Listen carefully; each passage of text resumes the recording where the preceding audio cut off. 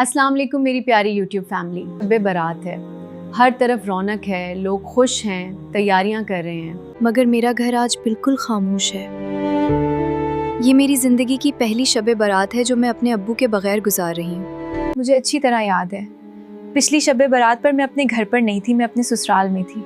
मेरे अब्बू इतनी दूर चलकर सिर्फ मुझे देखने, मेरी तबीयत पूछने मेरे ससुराल आए थे। आज मैं सुबह से बैठकर सोच रही हूँ कि वो अपने साथ मेरे लिए क्या लाए थे। मिठाई थी, फ्रूट थे या कोई सूट था। सच बताऊं, मुझे याद नहीं, मुझे बिल्कुल याद नहीं कि उनके हाथों में क्या था। बस ये याद है कि वो आए थे, उनका वो चेहरा याद है, उनकी शफकत याद है। काश मुझे पता होता कि वो आखिरी बार मेरी शब बारात करने आए हैं तो मैं कभी उन्हें वापस ना जाने देती। आज जब मैं ये न्याज बना रही हूँ ना, तो बार बार मेरी नजर दरवाजे पे जा रही है। दिल पागल है, एक झूठी उम्मीद लगा के बैठा है कि शायद अभी बेल बजेगी और बाहर अब्बू खड़े होंगे। मगर फिर दिमाग कहता है, हिबा वो दरवाजा अब कभी नहीं खुलेगा।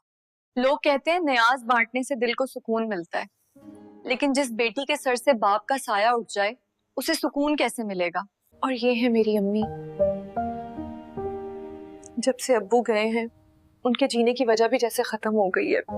बीपी लो रहता है, शुगर बढ़ी हुई है, दवाइयां तो मैं दे रही हूँ मगर इनका असल मर्ज तन्हाई है। मैं उनके सामने मजबूत बनने की कोशिश करती हूँ ताकि ये ना रोएं, मगर अंदर से मैं भी तो टूटी हुई हूँ।